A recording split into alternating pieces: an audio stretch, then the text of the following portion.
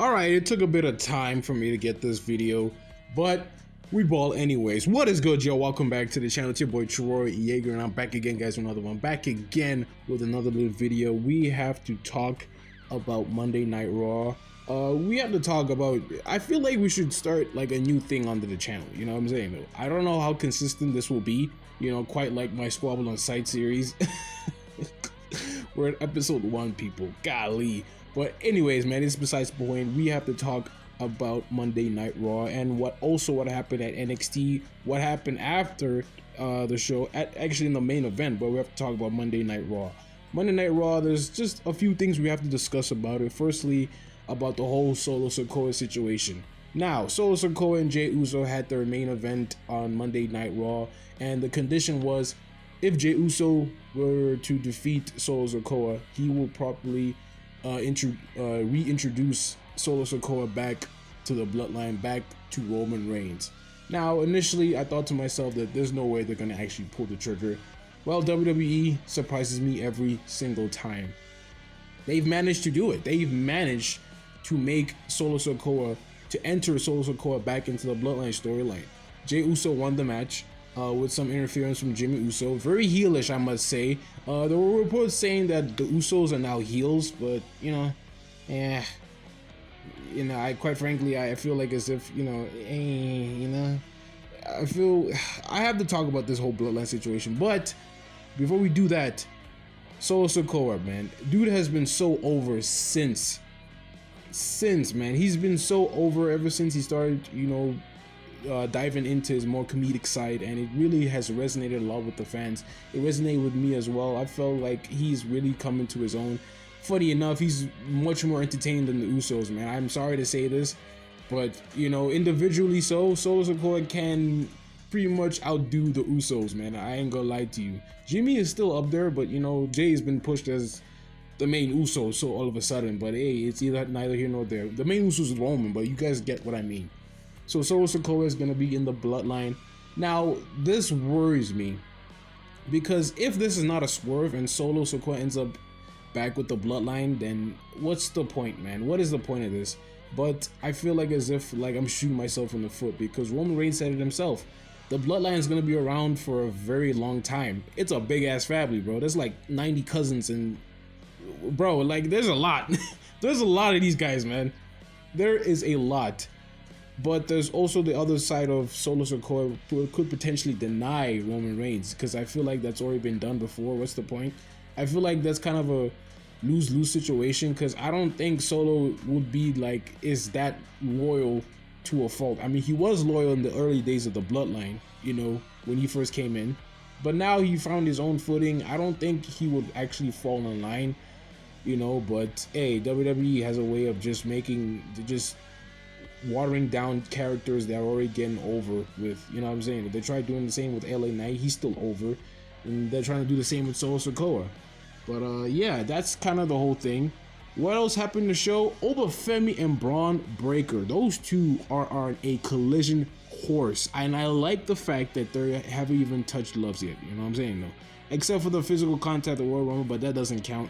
We're about to have a proper major feud. Some people are comparing this to John Cena and Batista. I can very much see it. These two are the cornerstones of the WWE, and I feel like it could all go well, especially for Bron Breakker, because he desperately needs this boost.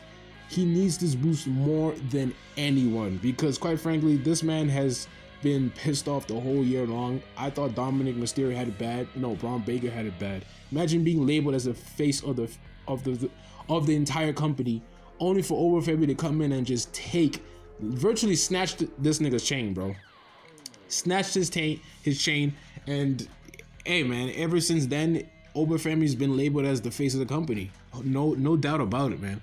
But I feel like now is the time for Bron Breakker to also be in the same level with Obafemi. And hopefully they're actually doing a very good job. This is like the second week in a row they faced off. It got so intense that literally security were out there besides the ring, and they have Obafemi, before even Obafemi could enter the ring, once he entered, everybody just hauled ass in there, man, and separate these two. And I feel like as if we're on a collision course. This could be a this is already labeled as a very monumental match. internet are eating this up. I'm eating it up as well. Hopefully Triple H doesn't mess this up. And yeah, man, this is kind of it's a very dire situation. And I know this is kind of a very hot take, but I feel like Oba family should gain a victory over Bron Breakker, my bad. Bron Breakker should earn a victory over Oba Femi. Now, I know Oba Femi is due for a world title match. Yeah, newsflash, the guy still has a world title match. He's still king of the ring. Roman Reigns, he hasn't cashed in on Roman Reigns. Why are they holding off on that? I'll never know, but it is what it is. We'll have to move on from that. But I'm just kidding. We're not moving on from that. What are they doing? This company, man, I feel like they're just trying to distract us with this Bron Breakker stuff. But hey, it's a good distraction because I'm very much interested in this. I'm interested in this feud. And I like the fact they haven't like really come to blows because they want to hold off the anticipation of these guys actually wrestling. And I know it's gonna be a banger. These two are certified bangers in the ring. Pause. But yeah, man, I'm super excited for this. Other things that happen in the show: Stephanie Vaquero and Becky Lynch are about to feud over who gets the right to challenge Liv Morgan. Please, one of these ladies just take the title off of Liv Morgan. Please, I am sick and tired of Liv Morgan, bro. No hate towards her, you know what I'm saying, but her character, they butchered it, man. They butchered it. Like virtually, she hasn't had her second title defense since SummerSlam, mind you. So we're gonna have to wait until the next PLE for her to make her second title defense. No, sir. Becky Lynch or Stephanie Vaquero has to take the title off of her. Finish and la. And that's really all the three main points that happened on Raw. I mean, it was a good show. It was a good show overall. It was a very good show. The Social Code situation will be very intriguing. We'll have to see what happens next week. And on to NXT. NXT. Now, I don't actually watch the show in its entirety. You know what I'm saying? I don't watch the show in its entirety, but I will say this. They brought in a lot of big players, you know what I'm saying? Cruz Montana, Grayson Waller came into effect. I mean, not much of a Grayson Waller guy because I still feel like that promo that he did was kind of a work shoot, you know what I'm saying? But it is what it is. It got everybody pumped up, even the men's NXT roster. But we have to see from there. The real story happened within the match. So Cruz Montana and Grayson Waller had a #1 contenders match to find out who will challenge Tony D'Angelo for the NXT championship at NXT's Heat Wave. It was a good match, but the real story happened after the match. ZILLA fucking FATU has made his debut. Ladies and gentlemen, the main one has entered the building. I kid you not, I am so excited for this. This was part of I think this is connected to the Solo Sikoa story. I forgot to blend that in. But I'm really glad that they actually made him go in his own path instead of just pushing him, just feeding him into the wolves already. Because I feel like he needs to gain that following first before he gets to the main roster. And I'm glad that they did this. I'm glad they went into this direction. This was the correct direction to go with. You know what I'm saying? No, they need to raise his stock before he can get involved into the whole Bloodline situation. And I can also see a story where ZILLA FATU doesn't want to involve himself in the Bloodline story. That would be very much needed. You know what I'm saying? That's a needed story, even though it will be a Bloodline story, but he doesn't want to be involved in the Bloodline story. He wants to make a name off of himself.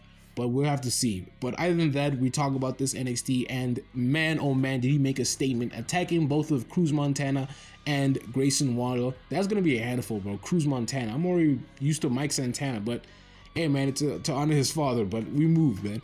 He made a statement by attacking both men during, after actually causing a disqualification, and he stared down at Tony D'Angelo at the NXT title. They're already going to make this a fatal 4-way. Now I'm very conflicted. Do I want ZILLA FATU to win, or do I want Cruz Montana? Because Cruz Montana has been my guy, man. I've really liked Cruz Montana, man, as a wrestler, as a human being, man. He's absolutely just awesome. But I'm still going to stick with Cruz Montana. I'm going to stick with Cruz Montana, but him and ZILLA FATU, man, that would be quite a feud. I'm not going to lie to you. That would be quite a feud, but it will be very intriguing what they go from here.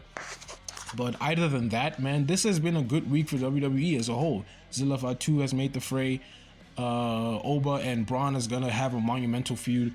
Solo Sikoa, we'll still have to see what goes on with that one. But hey, man, it is what it is. You know what I'm saying? No, wrestling at its finest.